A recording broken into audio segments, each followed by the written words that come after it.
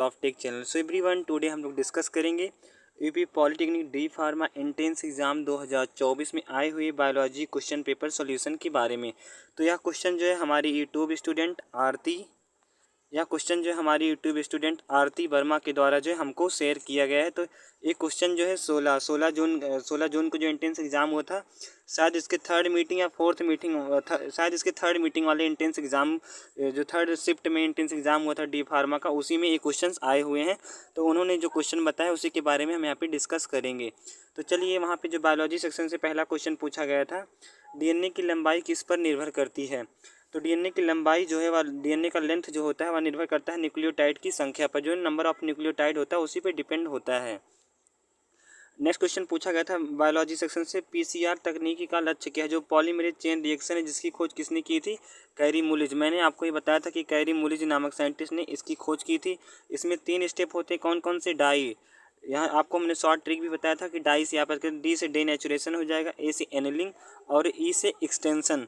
तो यहाँ पे जो है पीसीआर तकनीकी का लक्ष्य क्या होता है, तो पीसीआर तकनीकी का लक्ष्य क्या होता है, allow rapid amplification of specific segment of DNA. जो डीएनए का स्पेसिफिक सेगमेंट होता है उसके रैपिड मतलब कि उसके तेज़ी से एम्पलीफिकेशन को जो है अलाउ करना, मतलब कि जो है जैसे कि यहाँ पे एक सेगमेंट है तो इसके जो सेगमेंट है इसको इसी सेगमेंट से जो है ढेर सारे सेगमेंट को बनाने की जो एम्पलीफिकेशन प्रोसेस है इसी को जो है अलाउ करना। अगला प्रश्न पूछा था, GIFT किसके लिए यूज किया जाता है। तो जो गैमीट इंट्राफैलोपियन ट्रांसफ़र, इसका पूरा नाम क्या होता है, गैमीट इंट्राफैलोपियन ट्रांसफ़र। तो यहाँ पे क्या वर्ड आ रहा है, बीच में आ रहा है फैलोपियन। तो आप लोग को भी पता होगा जब फीमेल रिप्रोडक्टिव सिस्टम पढ़ा जाता है तो फैलोपियन वर्ड है वह फीमेल रिप्रोडक्टिव सिस्टम से संबंधित है। फैलोपियन ट्यूब आप लोगों ने सुना होगा, क्या फैलोपियन ट्यूब, जिसमें क्या होता है फर्टिलाइजेशन की प्रोसेस होती है। तो यहाँ पे फैलोपियन अर्थ, तो यहाँ पे जाहिर सी बात है यहाँ पे क्या है, गिफ्ट किसके लिए यूज किया जाता है। तो अगर वहाँ पे ऑप्शन दिया रहा होगा, for those couple in having a child can not conceive due to infertility disorder. जो गिफ्ट होता है उन कपल्स के लिए उपयोग किया जाता है, जिनमें क्या होता है इनफर्टिलिटी डिसऑर्डर के कारण, जो मतलब इनफर्टिलिटी डिसऑर्डर रोग है उसके कारण क्या होता है, उनमें चाइल्ड जो है वह कंसीव नहीं होता, मतलब कि ठहरता नहीं, बच्चा जो है ठहरता नहीं, गर्भ जो है ठहरता नहीं है, उन्हीं के लिए गिफ्ट का उपयोग किया जाता है। नेक्स्ट क्वेश्चन पूछा था, न्यूक्लियोटाइड क्या है। तो न्यूक्लियोटाइड जो है एक कार्बनिक अणु है जिसमें nitrogen base, pentose sugar and structure of phosphate molecule क्या होते हैं, प्रेजेंट होते हैं। क्या क्या प्रेजेंट होता है, नाइट्रोजन बेस होता है, मतलब कि बेस होता है, पेंटोज शुगर होता है और जो है फास्फेट मॉलिक्यूल प्रेजेंट होते हैं न्यूक्लियोटाइड में। नेक्स्ट क्वेश्चन पूछा था, क्लोरोसिस किसके कारण होता है। तो क्लोरोसिस किसके कारण होता है, तो जो क्लोरोसिस होता है, leave do not have enough nutrient to synthesis all the chlorophyll they need. जब पत्तियों में जो है इनफ पर्याप्त मात्रा में क्लोरोफिल नहीं रह जाता है जो कि उन्हें आवश्यक होता है न्यूट्रिएंट को सिंथेसिस। जब पत्तियों में इनफ क्या होता है, जब पत्तियों में इनफ मात्रा में न्यूट्रिएंट पोषक पदार्थ नहीं रह जाते हैं जो कि उनके लिए आवश्यक होता है क्लोरोफिल के सिंथेसिस के लिए, और जो कि क्लोरोफिल इनको आवश्यक होता है तब क्लोरोसिस काज होता है। अगला प्रश्न है, सेंट्रोमियर रिस्पॉन्सिबल होता है। जो सेंट्रोमियर होता है वह किसके लिए रिस्पॉन्सिबल होता है। तो सेंट्रोमियर जो होता है, creating a microtubule array and during mitosis it assist in bipolar spindle assembly. यह जो है मतलब कि माइटोसिस के दौरान जो है माइक्रोट्यूब्यूल के फॉर्मेशन को, जो माइक्रोट्यूब्यूल होता है मतलब यहाँ पे जो माइक्रोट्यूब्यूल इसके फॉर्मेशन को और जो है स्पिंडल बाइपोलर स्पिंडल फाइबर के फॉर्मेशन के लिए जो रिस्पॉन्सिबल होता है। अगला प्रश्न पूछा था, which of the following is example of fatty acid. तो पूछा था निम्न में से कौन जो है एक फैटी एसिड का एग्जाम्पल है। तो फैटी एसिड का एग्जाम्पल जो जैसे कि उनके द्वारा जो है हमें सिर्फ क्वेश्चन बताया गया। जो आरती वर्मा है हमारी स्टूडेंट है, यूट्यूब स्टूडेंट है, उन्होंने मुझे सिर्फ क्वेश्चन बताया तो हमने यहाँ पे सभी का आंसर ऐड कर दिया है। तो जो फैटी एसिड का एग्जाम्पल होता है, palmitic acid, stearic acid, myristic acid and lauric acid क्या होते हैं, ये जो फैटी एसिड के एग्जाम्पल होते हैं। तो इसमें से जो भी ऑप्शन दिया रहा होगा आपके वहाँ पे जो है ऑप्शन में उसी वही जो करेक्ट वाला ऑप्शन रहा होगा।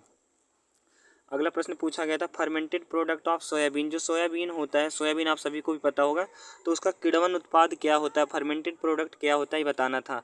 तो सोयाबीन का जो फर्मेंटेड किण्वन उत्पाद होते हैं वह चियोन गुकाजेंग होता है जिसे जापानीज नेटो कहते हैं, डोएनजेंग जिसे सोया पेस्ट कहा जाता है, एंड गनजेंग जिसे सोया सॉस कहा जाता है, और लास्ट में डाउची। ये यहाँ पे जो हमने जितना पढ़ा क्या है, ये जो सोयाबीन के फर्मेंटेड प्रोडक्ट किण्वन उत्पाद हैं। तो हम यहाँ पे आंसर बता दे रहे, बाकी आप लोग को पता ही होगा क्या वहाँ पे क्या ऑप्शन दिया था क्या नहीं, आप लोग उससे मैच कर सकते हैं। जीन मेड अप ऑफ, तो जीन्स जो है किससे बने होते हैं, तो जीन जो है डीएनए से मिलकर बने होते हैं। ऑप्शन जो डीएनए वाला था वही वाला करेक्ट ऑप्शन था।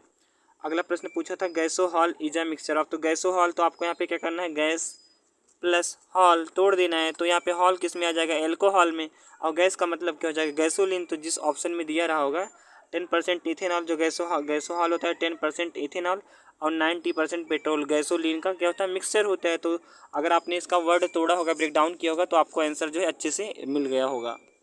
अगला प्रश्न पूछा था strongest muscle in human body में, मानव शरीर में सबसे मजबूत मांसपेशी कौन सी होती है, तो इसका जो वहाँ पे ऑप्शन दिया रहेगा च्यूइंग मसल या जा मसल, वही इसका करेक्ट ऑप्शन रहेगा। जो हमारी जीभ की मसल होती हैं, मांसपेशी वही होती है, मांसपेशी होती है क्या, सबसे मजबूत मांसपेशी है बॉडी की।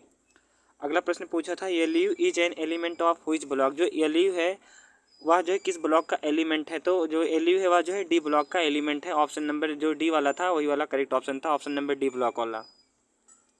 नेक्स्ट क्वेश्चन पूछा था the length of DNA usually depend on, तो हमने अभी आपको ऊपर ही क्वेश्चन बताया था, तो यहाँ पे रिवाइज हो गया।